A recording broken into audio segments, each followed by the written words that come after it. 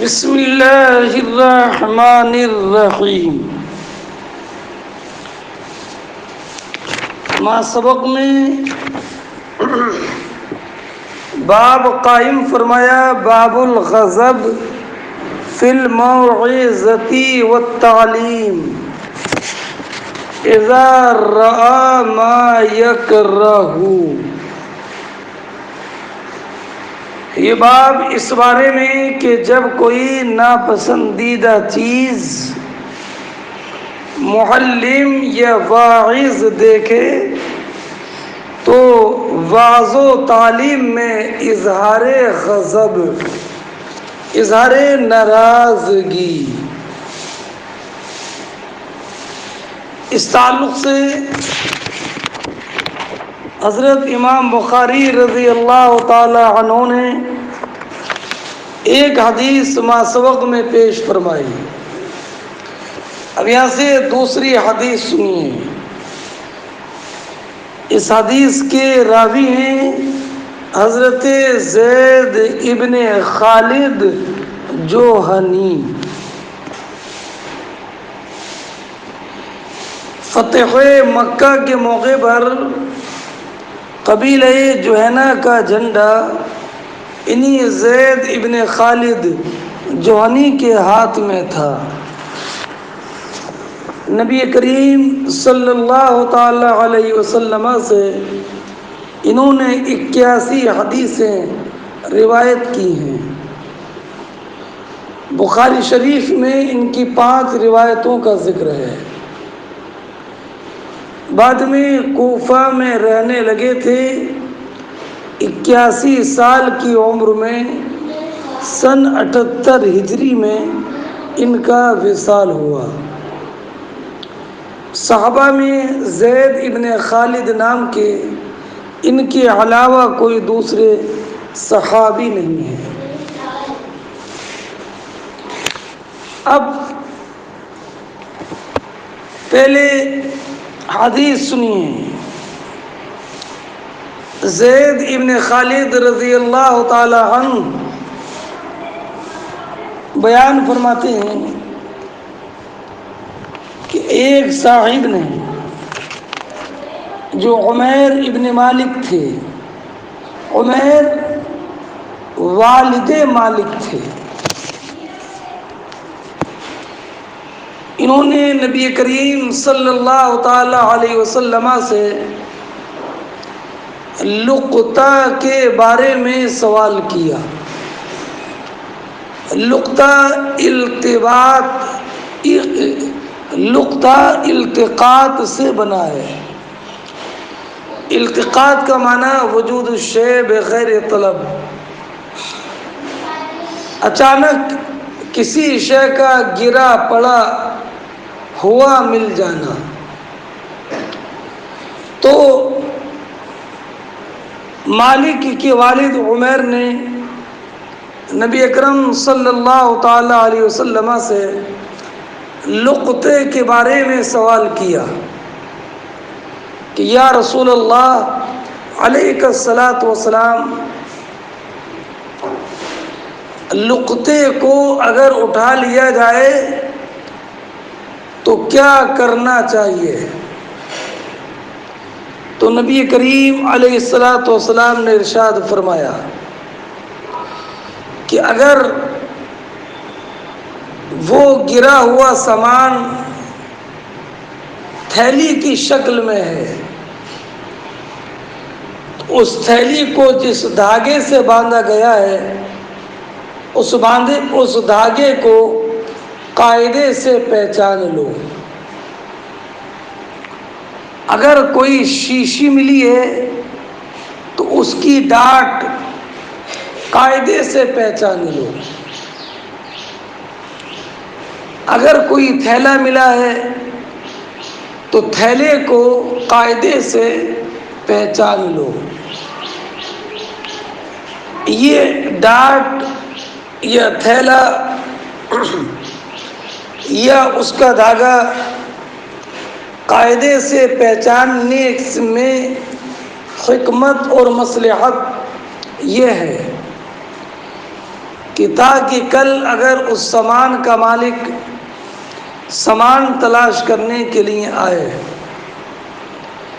تو آپ اس کے سامان کی علامت پوچھو کہ تھیلا ہے تو معلوم کرو تھیلے کا رنگ کیسا ہے، شیشی ہے تو اس کی ڈاٹ کیسی ہے، تھیلی ہے تو جس دھاگے سے اس کو باندھا گیا ہے وہ دھاگا کیسے ہے، تاکہ مالک کے آنے کے وقت میں جب آپ اس کی علامتیں معلوم کرو تو اگر تم نے سے پہلے یہ چیزیں قاعدے سے پہچان لی ہوں گی تو یہ علامتیں بتانے والے کے بارے میں آپ سمجھ لیں گے کہ یہ سچ بول رہا ہے یا غلط۔ اچھا، اور یا اس لیے سرکار نے ان چیزوں کے پہچاننے کا حکم دیا تاکہ جب تم اپنے گھر جاؤ اور اپنے سامان میں رکھ دو تو ان علامتوں کو قاعدے سے پہچان لو، تاکہ یہ لقطہ تمہارے ذاتی سامان کے ساتھ مل نہ جائے، اس طور پر کہ تمیز مشکل ہو۔ یہ تو سرکار نے ارشاد فرمایا کہ اس کو پہچان لو۔ اب اس کے بعد 1 سال تک اس کا ایڈورٹائز کرتے رہو، اعلان کرتے رہو، کسی کا کوئی سامان اگر اس نوعیت کا گر گیا ہو تو وہ ہم سے رابطہ کر لے۔ ہفتے میں 1-2 مرتبہ یہ اعلان ہونا چاہیے۔ اب اگر 1 سال کے بعد وہ 1 سال تک وہ مالک آ جائے تو اس سے علامتیں معلوم کر کے وہ سامان واپس کر دو، اور اگر 1 سال کے بعد بھی وہ مالک نہ آئے تو پھر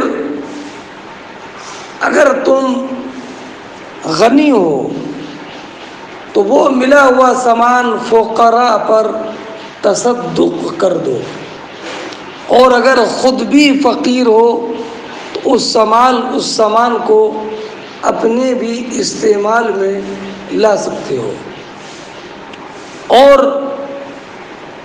اگر اس کے بعد اس کا مالک آئے تو مالک کو تاوان دینا یہ واجب ہے۔ یہ نبی کریم علیہ الصلوۃ والسلام نے لقطے کا حکم ذکر فرمایا۔ اب ایک صاحب نے سوال کیا، فغالۃ الابل، یہ مبتدا ہے، خبر محذوف ہے، ما حکمھا، سرکار کھوئے ہوئے اونٹ کا حکم کیا ہے؟ یعنی اگر کسی کا کھویا ہوا اونٹ مل جائے تو اس کا حکم کیا ہے؟ یعنی کیا اس کو بھی لقطے کی طرح اس پر قبضہ کر لیا جائے اور اس کی رسی، رنگ اور نکیل وغیرہ کو قاعدے سے اس کی کیفیت کو محفوظ کر لیں اور اس کے بعد اعلان کریں؟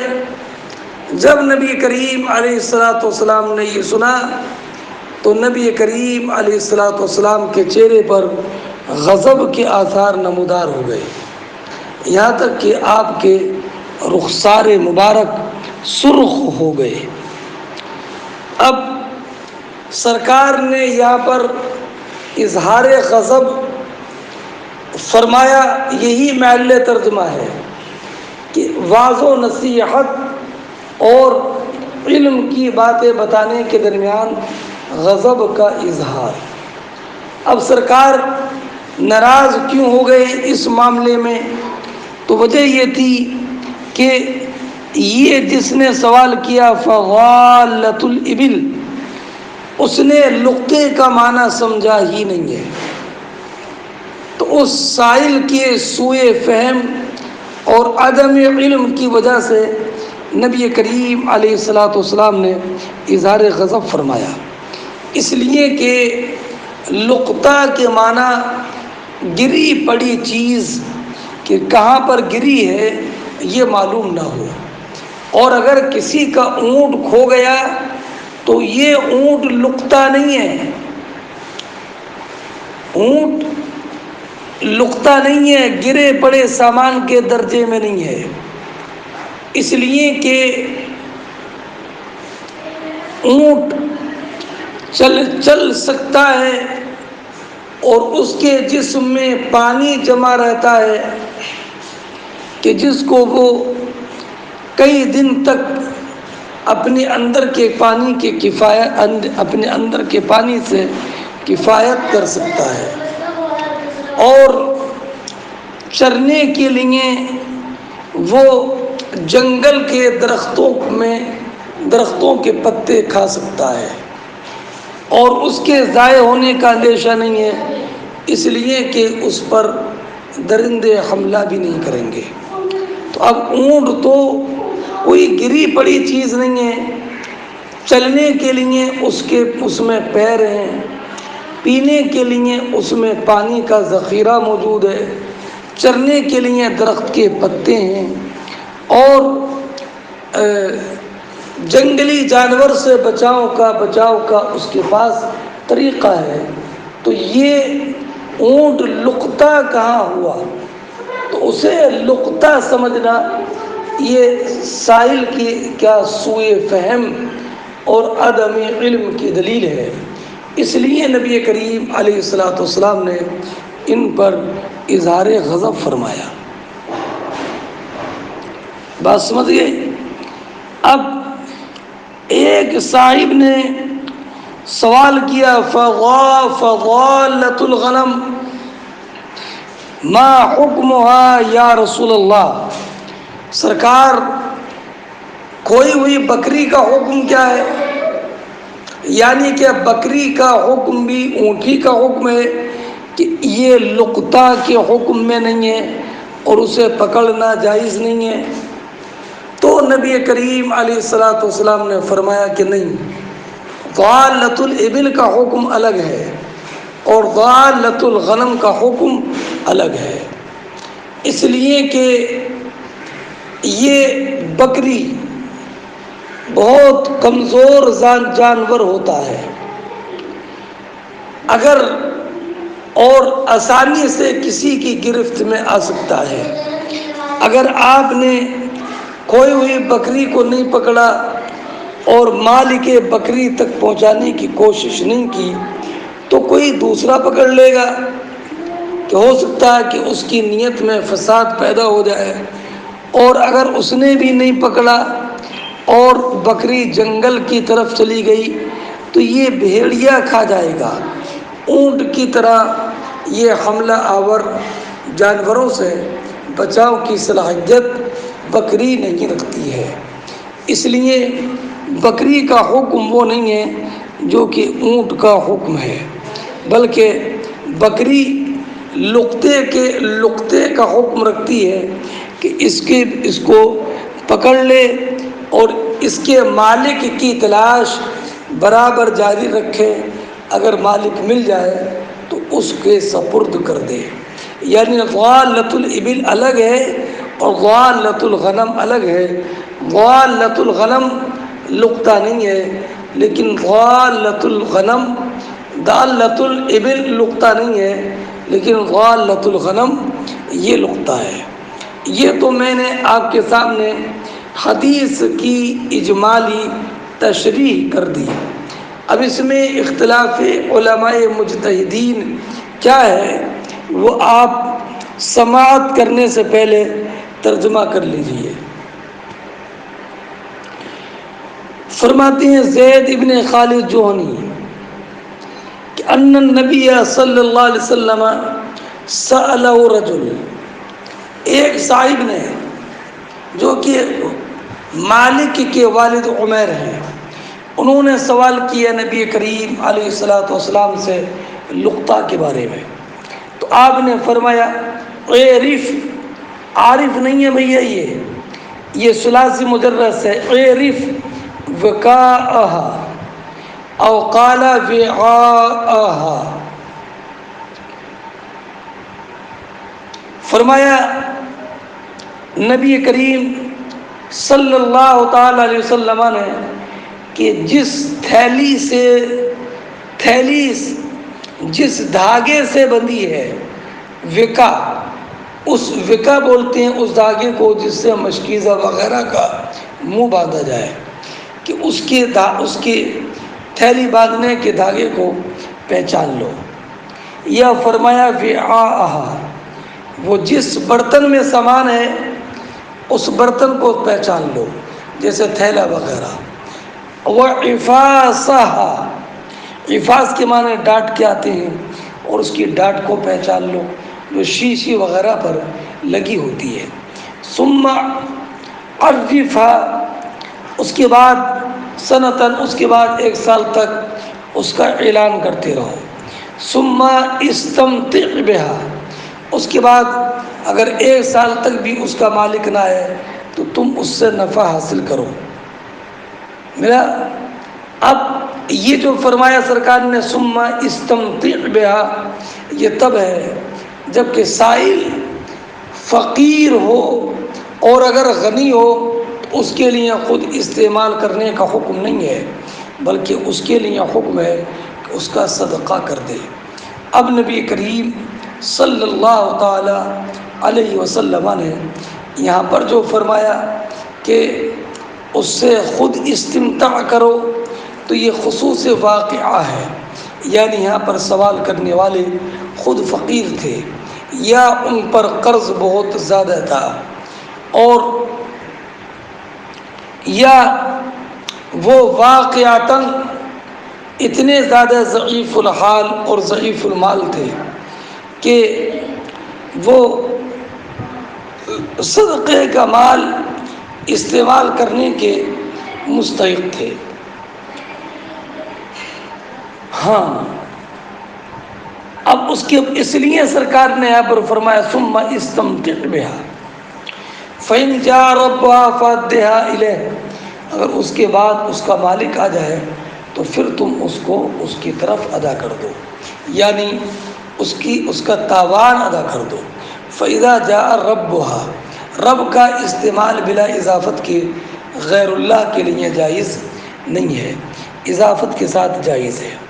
قال فغالۃ الإبل، تو نبی کریم ایک صاحب نے عرض کیا فغالۃ الإبل، سرکار کھویا ہوا اونٹ، اس کا کیا حکم ہے؟ فغضب حتی مرت وجنتہ، تو یہاں سرکار غضبناک ہو گئے، یہاں تک کہ سرکار کے دونوں رخسار سرخ ہو گئے. یکا غمر وجہہ، فقال وما لک ولها، تو سرکار نے فرمایا تم ما لک ولها، علی ما تصنع بها، تمہیں اس سے کیا تعلق؟ مع سقاؤها وحذاؤها، اس کے ساتھ تو پانی کا مشکیزہ ہے، وحذاؤها، اور اس کے لیے اس کے پیر مضبوط ہیں، وہ ہے کہ ان کے پیروں میں جوتے ہیں، ہے نا. وہ ریگستان علاقے میں چلتا ہے. ترد الماء وترعى الشجر، وہ پانی کے پنگھٹ پر آئے گا اور درخت کے پتے وہ چرے گا. فذرها حتى يلقى ربها، تو تم اس کو چھوڑے رہو، اس سے تعرض مت کرو یہاں تک کہ اس کا مالک آ جائے. پھر ایک صاحب نے کہا فغالۃ الإبل ما حکمها یا رسول اللہ، سرکار اگر بکری گم ہو جائے تو اس کا حکم کیا ہے؟ تو کیا اس کا حکم وہی ہے کہ جو کہ اونٹ کا ہے؟ تو سرکار نے جواب کا یہ مفاد ارشاد فرمایا کہ نہیں، اس کا حکم غالۃ الإبل کا نہیں ہے، اس لیے کہ بکری بہت مضبوط جانور نہیں ہے، یہ جنگل کے جانوروں کا مقابلہ نہیں کر سکتی. اور نہ اس کے اندر پانی کا مشکیزہ ہے، بلکہ یہ کثیر المنقاد ہے، بہت جلدی قبضے میں آ جاتی ہے۔ اس لیے لکا او لأخی کا او لذیب، یہ کھوئی ہوئی بکری تو تمہاری ہے، اگر تم نے نہیں لی تو تم جیسا کوئی گزرے گا وہ لے لے گا۔ او لأخی کا ای المار، اور یا تمہارا بھائی لے لے گا، اس سے مراد وہ ہے جو اس کا مالک ہے، اگر اس میں نے بھی نہیں لیا تو او للذیب، یا بھیڑیا لے لے گا۔ بات سمجھ گئے؟ تو مطابقت باب بھی آپ سمجھ گئے ہوں گے، اور حاصل حدیث بھی آپ نے سمجھ لیا ہوگا۔ اب آپ چند باتیں ذرا توجہ کے ساتھ سنیے گا کہ یہ جو فرمایا کہ ڈاٹ یا دھاگا یا برتن کی معرفت حاصل کر لو، یہ لقطے کی علامتیں ہیں۔ بات سمجھے؟ اب اگر بعد میں کسی نے یہ علامتیں بتا دیں اور یہ کہہ دیا کہ ہمارا سامان گم ہو گیا اور اس کی یہ علامتیں ہیں، تو ملتقط کو وہ سامان واپس کرنا جائز ہے۔ سمجھئے؟ ان علامتوں کے بیان کی وجہ سے واجب نہیں ہے، اس لیے کہ علامتیں ملک کی دلیل نہیں ہے، اس لیے کہ کبھی انسان دوسرے انسان کے مال کو پہچانتا ہے اور خود اپنے مال کی علامتیں اس پر مخفی رہ جاتی ہیں۔ سمجھئے؟ اچھا، دوسری بات آپ یہ بھی ذہن نشین رکھیں، کیا گرے پڑے سامان کو اٹھانا واجب ہے؟ تو ہمارے یہاں پر حکم یہ ہے کہ اگر اسے یہ اندیشہ ہے کہ میں نے اگر نہیں اٹھایا تو کوئی دوسرا اٹھا لے گا اور وہ مالک تک نہیں پہنچائے گا، اور اگر میں نے اٹھا لیا تو اس کو اپنے نفس پر بھی اطمینان ہو کہ میری نیت خراب نہیں ہوگی، تو اس پر اس گرے پڑے سامان کو اٹھا لینا مستحب ہے۔ بات سمجھے؟ جبکہ اپنے نفس پر اسے کنٹرول ہو کہ میری نیت خراب نہیں ہوگی، اور اگر نیت خراب ہونے کا اندیشہ ہو تو حکم یہ کہ نہ اٹھائے۔ اچھا، تیسرا، اس حدیث پاک میں نبی کریم علیہ السلام نے اونٹ کو نقطہ بنانے سے منع فرمایا، اس لیے کہ وہ اپنی قوت اور طاقت کی وجہ سے اپنی حفاظت پر قادر ہے، اور یہ قول امام شافعی، امام مالک اور امام احمد کا ہے اسی حدیث کی وجہ سے۔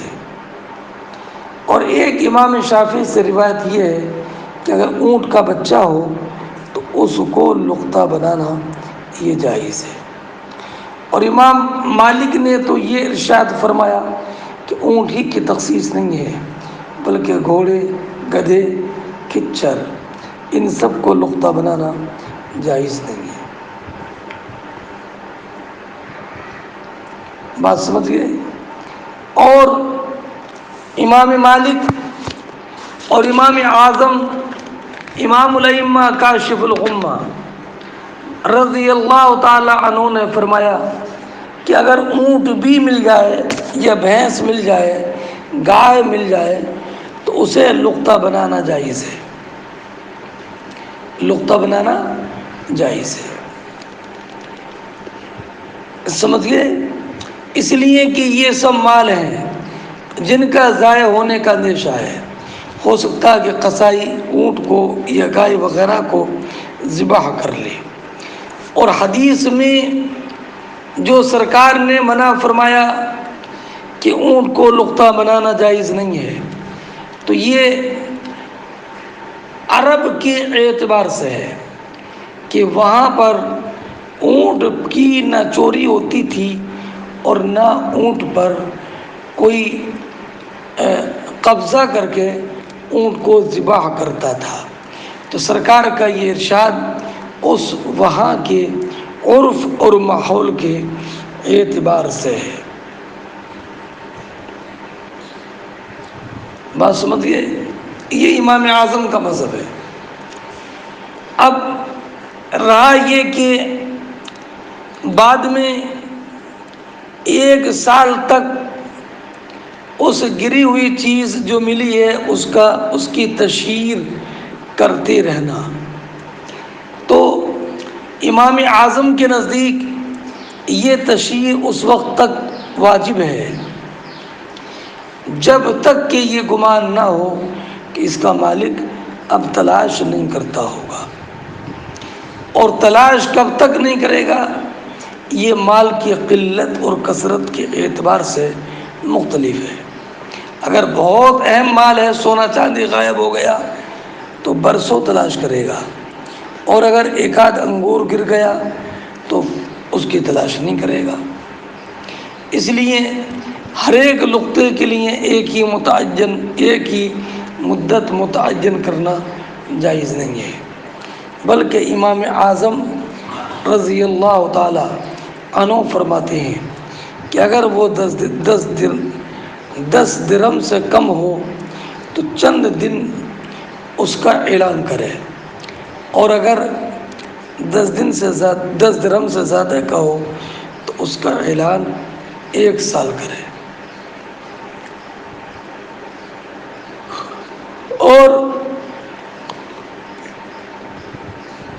امام حسن کی روایت امام اعظم سے یہ بھی ہے کہ اگر 200 یا 200 درہم سے زیادہ کا ہے تو 1 سال تک اعلان کرے، اور 100 درہم سے لے کر 200 درہم تک ہے تو 1 مہینے تک، اور 10 درہم ہے تو خالی 1 ہفتہ، اور 3 درہم کا ہے تو 3 دن، اور 1 درہم کا ہے تو صرف 1 دن کا اعلان واجب ہے۔ اور اگر سامان ایسا ملا ہے کہ جس کے تعلق سے یہ سب جانتے ہیں کہ مالک تلاش نہیں کرتا ہوگا، جیسے کہ کھجور کی گٹھلی یا انگور کا چھلکا، تو اس کے لیے حکم یہ ہے کہ فوراً صدقہ کر دے، اور خود اس کا محتاج ہے، فقیر شرعی ہے، تو خود بھی اپنے استعمال میں لا سکتا ہے۔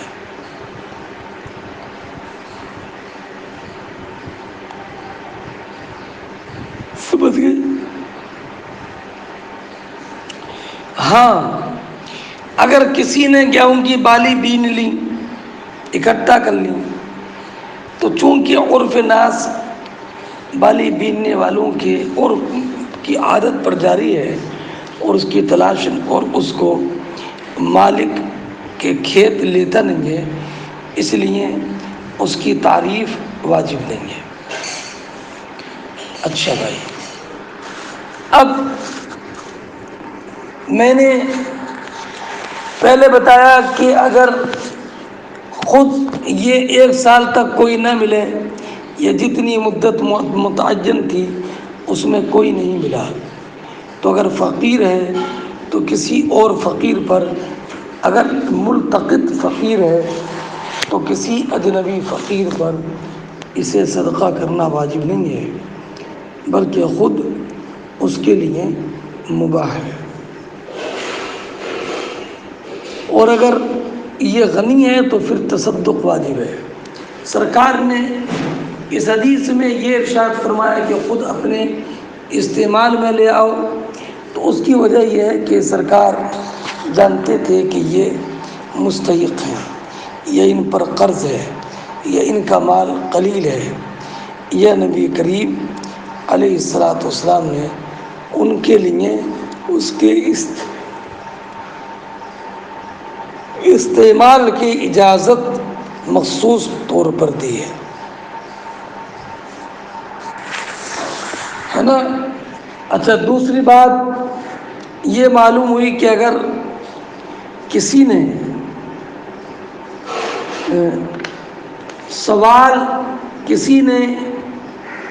اگر سوال کیا ہے حالت غضب میں، تو اس حکم کا اور اس مسئلے کا جواب دینا حالت غضب میں جائز ہے اور وہ نافذ ہوگا، لیکن یہ ہمارے حق میں مکروہ ہے، اس لیے کہ غصے میں کبھی ہم زیادہ انصاف کی بات نہیں کہہ پاتے، لیکن غصے میں فیصلہ کرنا نبی کے حق میں مکروہ نہیں ہے، اس لیے کہ نبی کریم علیہ الصلاۃ والسلام غصے میں بھی حق ہی فرماتے ہیں۔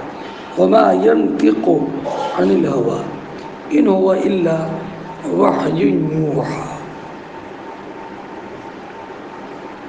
البتہ غصے کی حالت میں فیصلہ کرنا قضا یہ جائز نہیں ہے۔ 18ویں بات یہ معلوم ہوئی کہ شافعیہ نے اس قول سے کہ استمتع بہا، تم اس سے نفع حاصل کرو، اس سے اس بات کی دلیل پیش کی ہے کہ اگر 1 سال تک وہ مالک نہ ہے تو پھر اس لقطہ حاصل کرنے والے اٹھانے والے کو اگر فقیر ہے تو خود استمتاع کرنا جائز ہے، ورنہ تصدق واجب ہے۔ اگلی حدیث دیکھیے، یہ حدیث حضرت ابو موسیٰ اشعری سے ان کے بیٹے ابو بردہ نے روایت کی ہے۔ وہ کہتی ہیں سئل النبی صلی اللہ علیہ وسلم عن اشیاء کرہا، نبی کریم صلی اللہ تعالی علیہ وسلم سے ایسی چیزوں کے بارے میں سوال کیا جاتا کہ جن کو نبی کریم ناپسند کرتے۔ اب کیسی باتوں میں سوال؟ اس لیے کہ ان کا سوال استرشاد کے لیے نہیں تھا بلکہ تعنت اور سرکشی کے لیے تھا۔ جیسے اگر کسی کی اونٹنی گم ہو جاتی تو وہ نبی کریم کی بارگاہ میں حاضر ہوتا، کہتا یا رسول اللہ میری اونٹنی کہاں ہے، اس کو بتا دیجیے۔ یہ سوال بطریق تعنت، بطریق سرکشی تھے۔ تو قرآن کریم کی آیت مبارکہ نازل ہوئی، یا ایھا الذین آمنوا لا تسألوا عن اشیاء ان تبد لکم تسؤکم۔ اسی لیے نبی کریم صلی اللہ تعالی علیہ وسلم نے ارشاد فرمایا کہ مسلمانوں میں سب سے بڑا مجرم وہ ہے کہ پہلے وہ چیز حرام نہیں تھی، اس کے سوال کرنے کی وجہ سے وہ حرام ہو گئی۔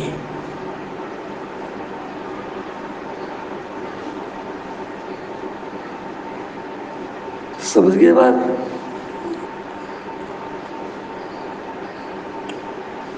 اب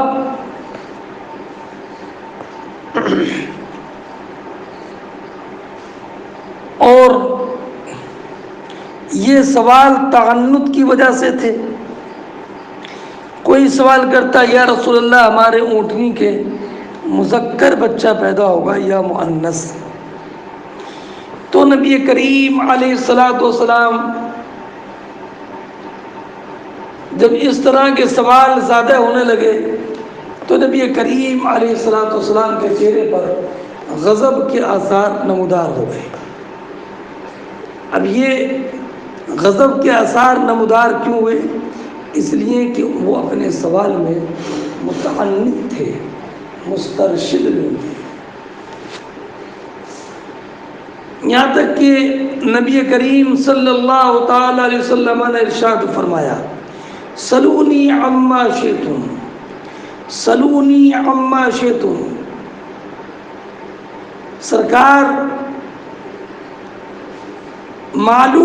سرکار نے ارشاد فرمایا، جاؤ سلونی عما شئتم، جو معلوم کرنا ہو معلوم کر لو، ابھی جو معلوم کرنا ہے معلوم کر لو، ابھی جو معلوم کرنا ہے معلوم کر لو، سلونی عما بدا لکم۔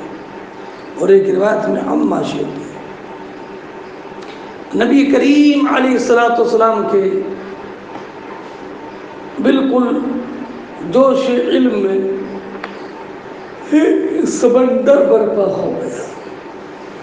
اور کیوں نہ ہو، نبی کریم علیہ السلام کا علم کا عالم تو یہ ہے کہ شس جیت سمت مقابل، شب و روز یکساں حال، دھوم و نجم میں ہے آقا تیری بینائی کی۔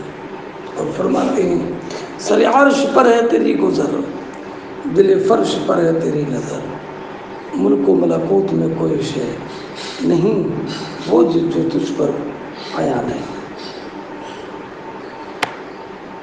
نبی کریم علیہ السلام تو امتیوں کے دل کے حالوں کو جانتے ہیں۔ فریاد امتی جو کرے حال زار پہ، ممکن نہیں کہ خیر بشر کو خبر نہ ہو۔ واللہ وہ سن لیں گے، فریاد کو پہنچیں گے، اتنا بھی تو ہو کوئی جو آہ کرے لے۔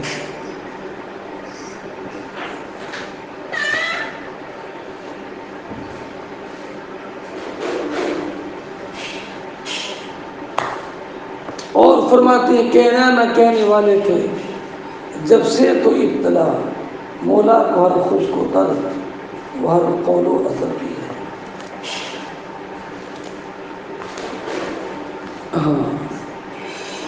تو اب سرکار نے فرمایا، سلونی عما شئتم، اب معلوم کرو جو معلوم کرنا ہے، معلوم کرو جب جو معلوم کرنا ہے۔ تو اب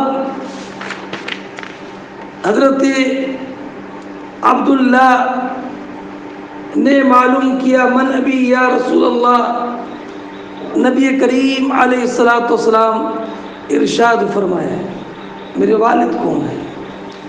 انہوں نے یہ سوال کیوں کیا تھا؟ اس لیے کہ لوگ اکثر ان کو جھگڑے میں ان کے والد کے علاوہ کی طرف منسوب کر دیا کرتے تھے۔ تو نبی کریم نے ارشاد فرمایا، ابو کا حذافہ۔ پھر سرکار نے کہا، سلونی سلونی سلونی، تو فبرک عمر علی رکبتیہ، حضرت عمر رضی اللہ تعالی عنہ گھٹنوں کے بل بیٹھ گئے اور انہوں نے کہا، رضینا باللہ ربا وبالاسلام دینا وبمحمد نبیا۔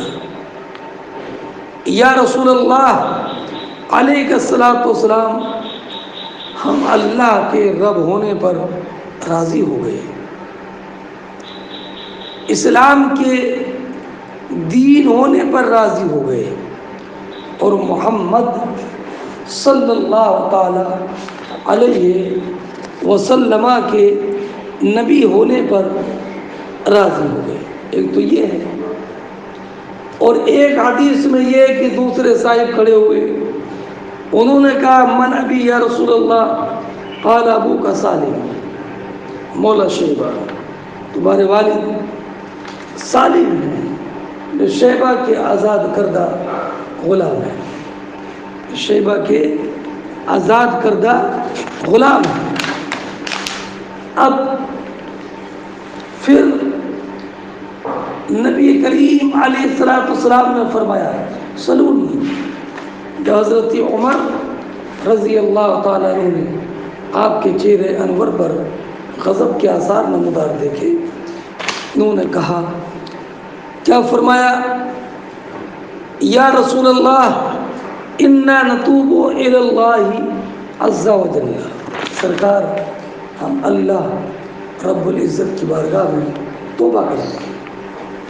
اب تعان تو نبی کے علم میں کیا تھا اور توبہ اللہ رب العزت کی بارگاہ میں ہو رہی ہے،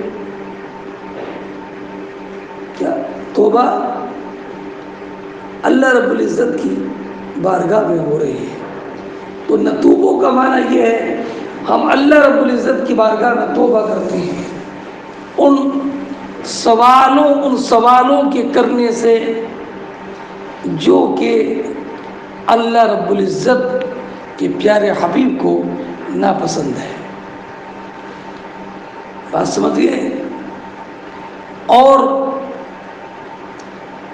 نبی کریم صلی اللہ تعالیٰ علیہ وسلم کی بارگاہ میں عرض کیا انا نتوب الی اللہ عز و جل، تو اس سے معلوم ہوا کہ رسول خدا کو ناراض کرنا گویا کہ یہ خدا کو ناراض کرنا ہے۔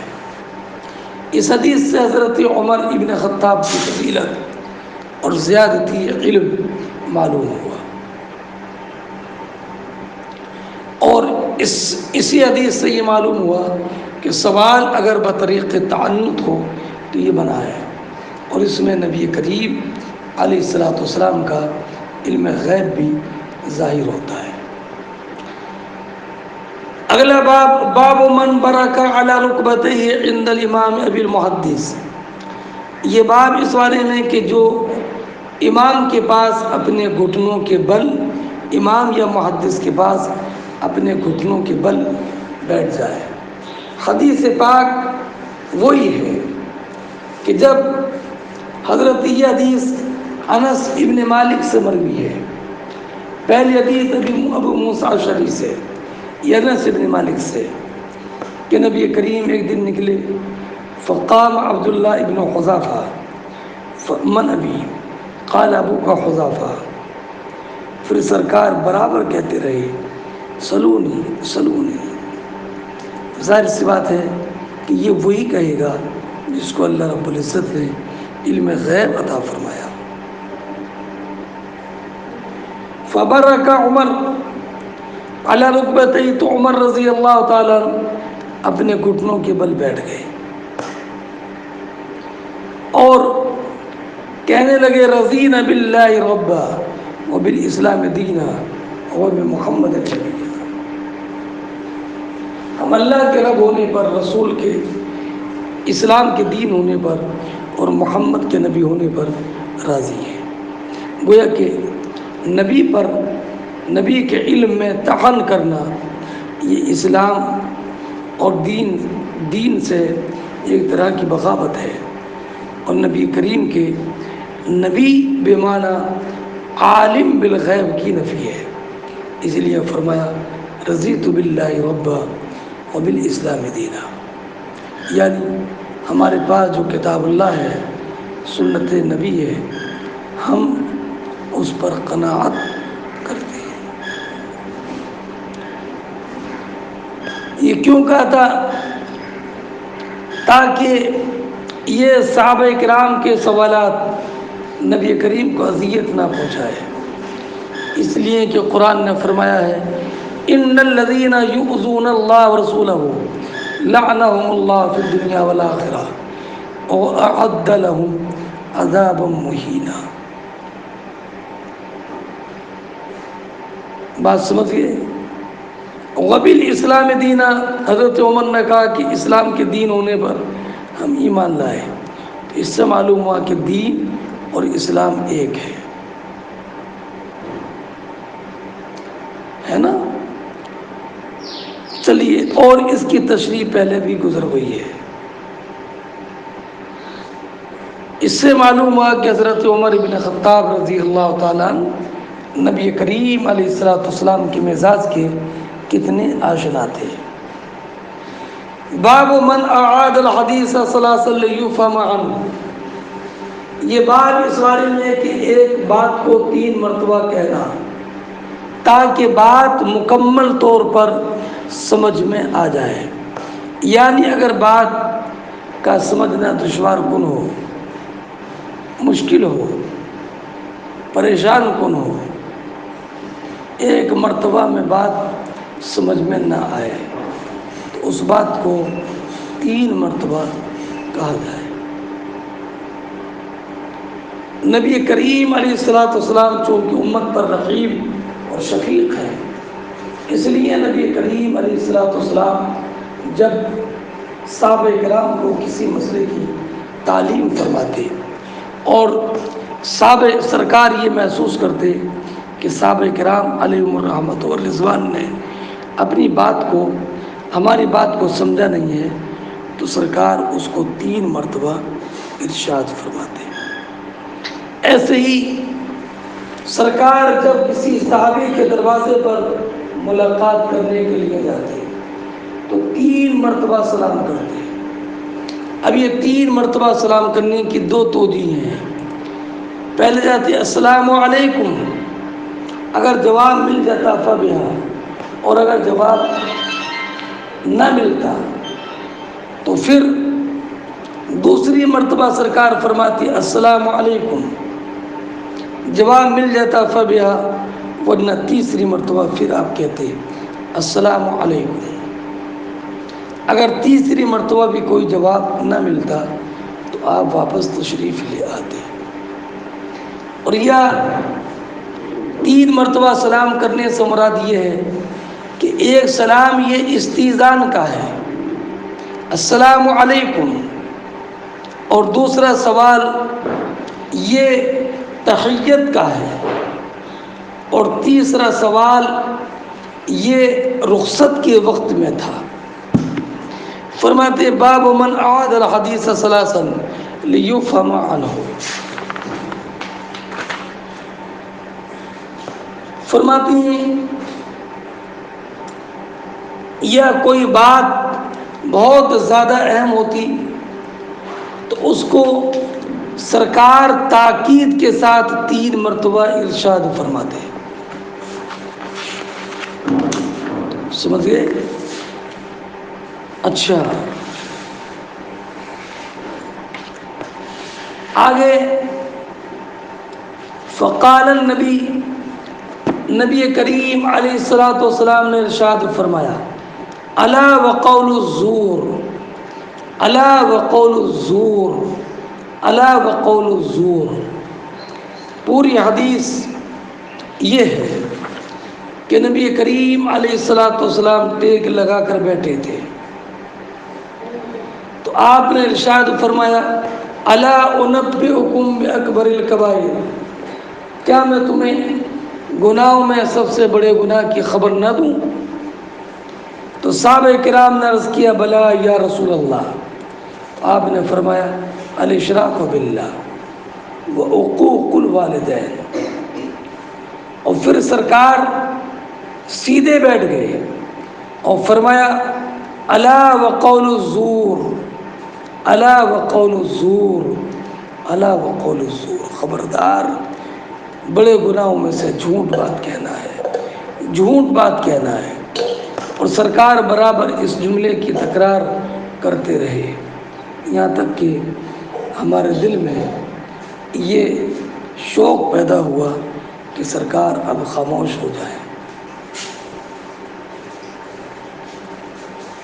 بات سمجھ گئے؟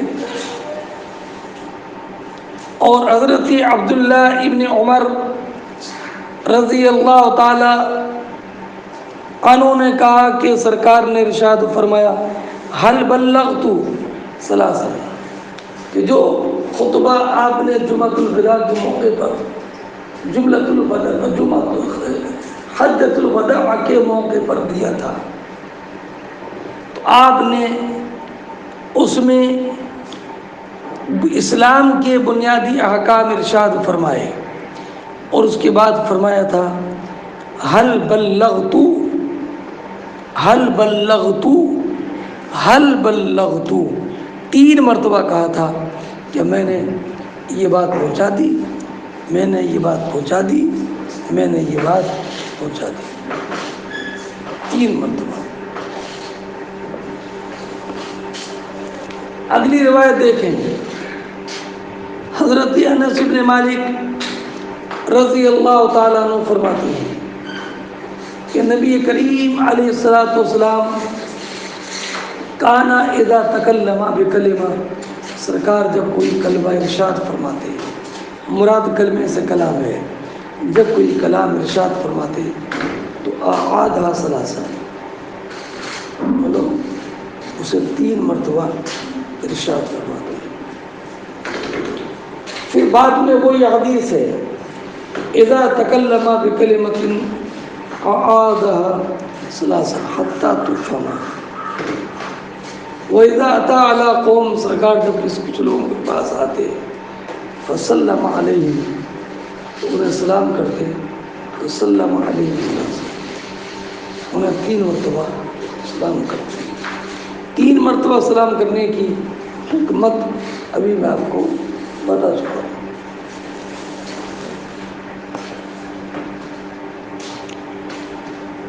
اگلی حدیث دیکھیے،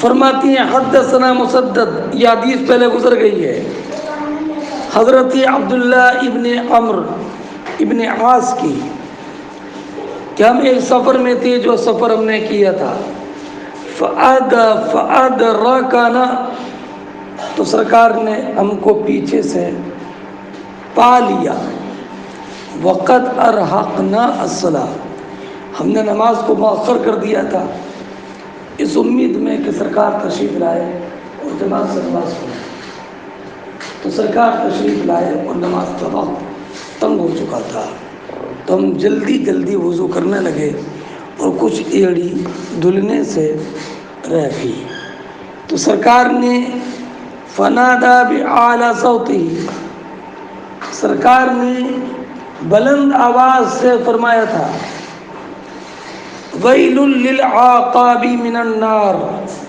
وَيْلٌ لِلْعَاقَابِ مِنَ النَّارِ، وَيْلٌ لِلْعَاقَابِ مِنَ النَّارِ، 2 یا 3 مرتبہ سرکار نے ارشاد فرمایا۔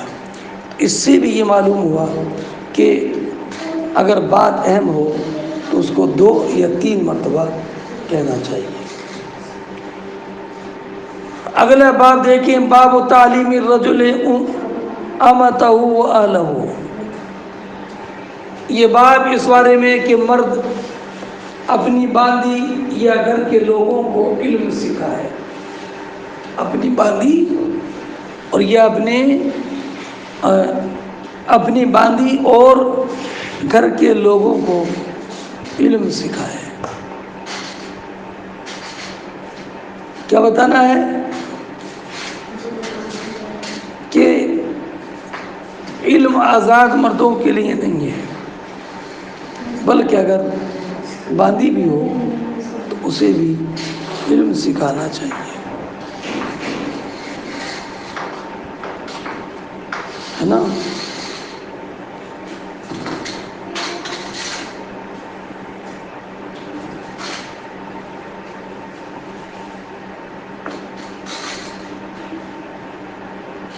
اب حدیث پاک دیکھیے، جب باب کیا، باب تعلیم الرجل امتہ و اہلہ، تو باندی بھی تو اہل میں سے ہوتی ہے، تو یہ عطف العام علی الخاص ہے۔ پہلے باب میں تعلیم عام کا ذکر تھا اور اس باب میں تعلیم خاص کا ذکر ہے۔ یہ حدیث بھی حضرت ابو بردہ رضی اللہ تعالی عنہ سے مروی ہے، انہوں نے بیان فرمایا، ثلاثۃ اے ثلاثۃ الرجال، 3 آدمی ہیں کہ جن کے لیے ڈبل اجر ہے۔ ایک اہل کتاب میں سے وہ شخص جو کہ اپنے نبی پر ایمان لایا، اور پھر نبی کریم صلی اللہ تعالی علیہ وسلم پر ایمان لایا۔ لیکن پہلا اجر اپنے نبی پر ایمان لانے پر ہے، اور دوسرا نبی کریم علیہ السلام پر ایمان لانے کا ہے۔ لیکن پہلا اجر معلق ہے دوسرے اجر پر، یعنی اپنے نبی پر ایمان لانے کا اجر تبھی ملے گا جب کہ یہ نبی کریم علیہ السلام پر ایمان لائے۔ اور دوسرا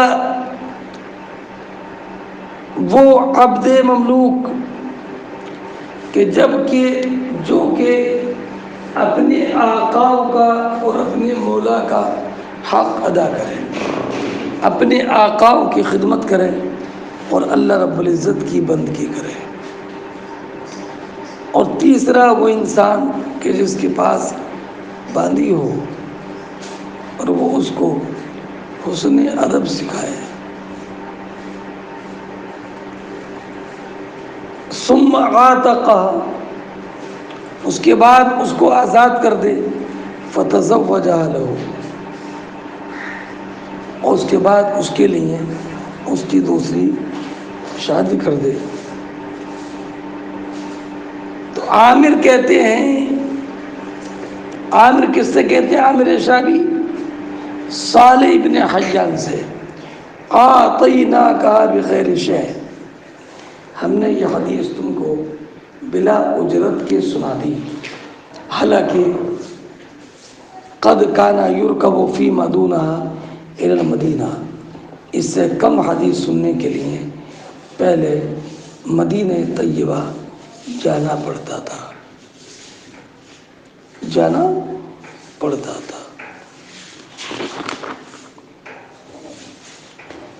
اب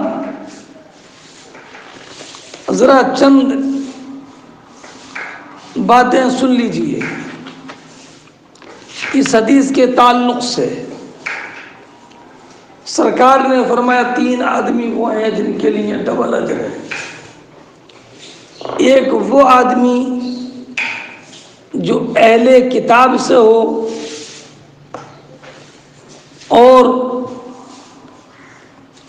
آمن بنبیہ، جس نے اپنے نبی پر ایمان لایا اور محمد عربی علیہ السلام پر ایمان لایا۔ تو اہل کتاب سے مراد یہاں پر وہ لوگ ہیں کہ جو اپنی شریعت پر باقی رہے بلا تبدیل و تحریف کے، اور شریعت غیر محرف پر نبی کریم علیہ السلام کے زمانے تک قائم رہے، اور پھر سرکار پر ایمان لیا ہے جیسا عبداللہ ابن سلام، تو ان کے لیے ڈبل اجر ہے۔ لیکن اگر اہل کتاب میں سے کسی نے اپنا دین بدل دیا تو وہ یہ تحریف کر دی تو اس مقام پر نہیں ہے وہ۔ اگر وہ نبی کریم علیہ السلام پر ایمان لاتا ہے تو اس کے لیے ایک ہی اجر ہے۔ البتہ بعض لوگوں نے یہ فرمایا کہ اس کے لیے بھی 2 اجر ہے۔ ایک تو ان نیک کاموں پر جو نیک کام اس نے اسلام قبول کرنے سے پہلے کیے ہیں، اور دوسرے ان نیک کاموں پر جو کہ اس کا نبی کریم علیہ السلام پر ایمان ہے۔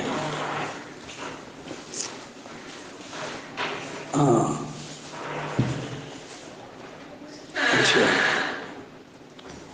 اور بعض علماء نے کہا کہ یہاں پر اہل کتاب سے مراد اہل انجیل ہیں، اس لیے کہ یہودیت تو منسوخ ہو چکی تھی نصرانیت سے، اور نصرانیت منسوخ ہوئی ہے اسلام سے، تو یہاں پر مراد اسلام ہے، اس لیے کہ وہی منسوخ ہوا تھا۔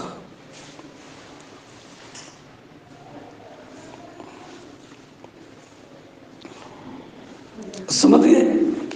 مگر علامہ فرماتے ہیں کہ نسخ کی شرط کی کوئی حاجت نہیں ہے، اس لیے کہ عیسیٰ علیہ السلام بنی اسرائیل کے نبی تھے، تو جنہوں نے ان کی دعوت پر لبیک کہا وہ ان کی طرح منسوب ہو گئے، اور جنہوں نے ان کی تکذیب کی تو اپنی یہودیت پر قائم رہے،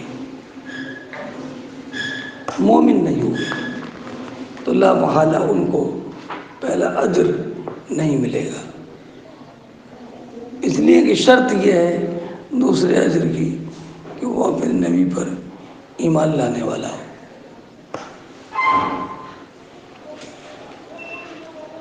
بات سمجھے؟ ہاں،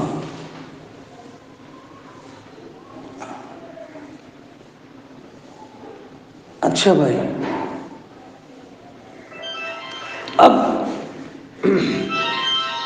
اور بعض علماء نے کہا کہ جو یہود جن کو عیسیٰ علیہ السلام کی دعوت نہیں پہنچی اور یہودیت پر نبی کریم علیہ السلام کے زمانے تک قائم رہے، اگر وہ بھی نبی کریم علیہ السلام پر ایمان لائیں تو ان کے لیے بھی ڈبل اجر ہے، سمجھ گئے؟ اور ڈبل اجر جو ہے یہ اس وجہ سے کہ چونکہ ان کا ایمان دو نبی پر ہے، اور کفار جو پہلے مشرک تھے، اہل کتاب نہیں تھے، ان کا ایمان پہلے کسی نبی پر نہیں تھا، اس لیے اگر وہ نبی کریم پر ایمان لائیں گے تو ان کو صرف ایک ہی اجر ملے گا۔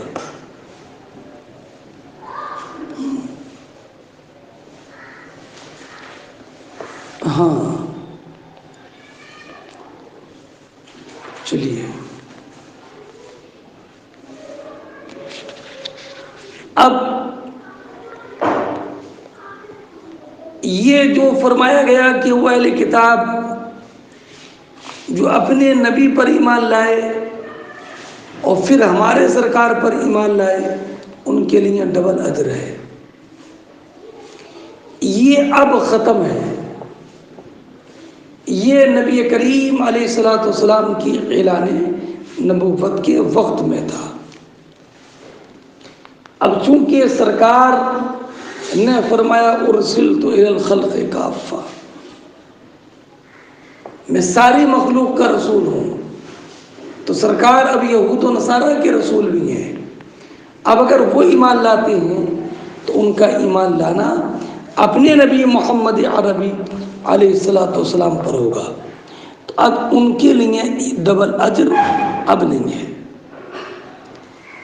برخلاف غلام اور باندی کے آقا کے کہ یہ قیامت تک باقی رہے گا، سمجھ گئے؟ یہ قیامت تک باقی رہے گا، اس لیے کہ اگر غلام اپنا بھی حق ادا کرتا رہے، اپنے آقاؤں کا حق بھی ادا کرتا رہے، اور اللہ رب العزت کا حق بھی ادا کرے، آج بھی قیامت تک بھی، تو اس کے لیے ڈبل اجر ملے گا۔ اور ایسے ہی جو غلام جو کہ کسی باندی کا آقا ہے، باندی کی تربیت کی اور اچھا ادب اس کو سکھایا، تو اس کے لیے بھی ڈبل اجر ہے، ایک تو باندی کی تربیت کا اور دوسرا اس کے آزاد کر کے اس کا نکاح کرنے کا۔ اب چونکہ اس نے ڈبل حق ادا کیا ہے، ایک تو باندی کو سکھایا، پڑھایا، پالا بھی، اور پھر آزاد کیا اور اس کا نکاح کر دیا، تو اس کے لیے ڈبل اجر ہے۔ ایسی وہ غلام جو اپنے آقا کی خدمت کرتا ہے اور اپنے مولا کی اطاعت کرتا ہے، تو اس کے لیے بھی ڈبل اجر ملے گا۔ بات سمجھ گئے؟ ہاں،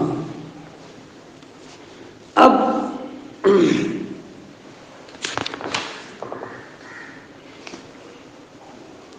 ایک بات آپ کو اور بتا دوں کہ ان تین ہی میں حصر نہیں ہے،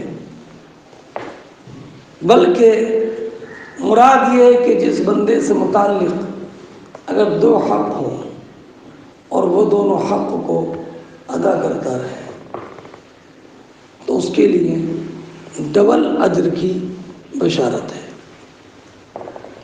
ڈبل اجر کی بشارت ہے۔ اب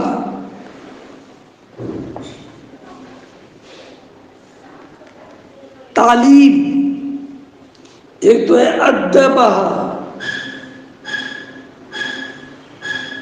ملا کہ ایک وہ انسان جس نے کہ اپنی باندی کو ادب سکھایا اور اچھا ادب سکھایا، ہے نا، ثم عاتقا فتزوجا، اور پھر آزاد کر کے اس کا نکاح کر دیا، تو تعلیم یہ شرعیات سے ہے، اور تادیب یہ متعلق ہے رفق سے، اور مہربانی سے۔ اس سے معلوم ہوا کہ اس نے باندی کے ساتھ حکمت اس کی عمل کو بھی سدھارا ہے نا، اور اس کے جو علم شرعی ہے وہ بھی عطا فرمایا ہے۔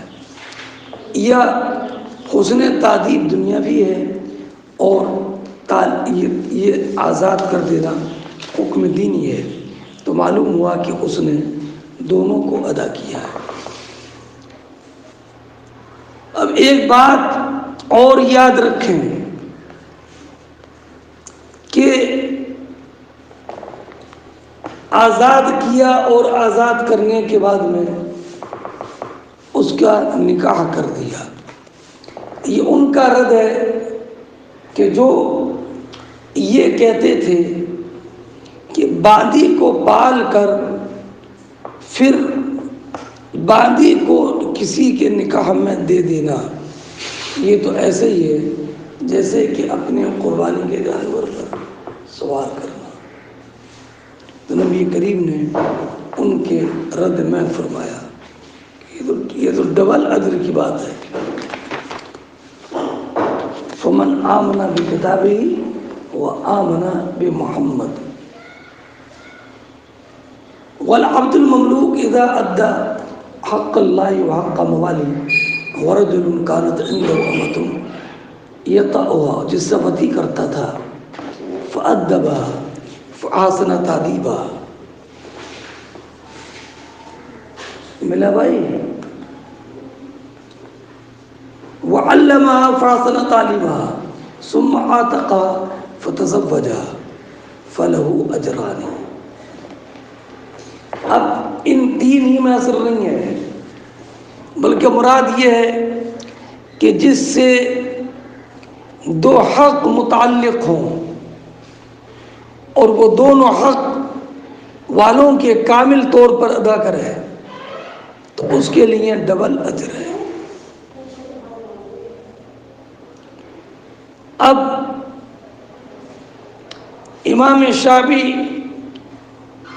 رضی اللہ تعالی عنہ نے یہ حدیث کب بیان کی کہ مسلم شریف میں ہے کہ خراسان کے ایک صاحب نے امام شافعی سے معلوم کیا آپ کا کیا خیال ہے اس انسان کے بارے میں کہ ہم اہل خراسان تو اپنی باندی کو آزاد کر کے نکاح کرنے والے کو ایسے ہی سمجھتے تھے جیسے کہ اپنے جانور کی قربانی پر سوار ہو جانا. سمجھ گئے؟ تو امام شافعی علیہ رحمت و رضوان نے ان کے سوال کے جواب میں کہا کہ حدیث سنو. حدیث سنائی اور اس کے بعد میں ارشاد فرمایا ہم نے تم کو یہ حدیث بلا کسی عوض کے سنا دی، حالانکہ پہلے اس سے بھی چھوٹی حدیث سننے کے لیے مدینہ طیبہ جانا پڑتا تھا. یہ کب؟ جب کہ صحابہ کرام علیہم الرحمت والرضوان کا مسکن مدینہ تھا. لیکن خلفاء راشدین کے بعد جب صحابہ کرام علیہم الرحمت والرضوان اسلامی ملک میں ہر طرف پھیل گئے تو ان کو حدیث سنانے والا ہر شہر میں مل جاتا. سمجھ گئے بھائی؟ ہاں،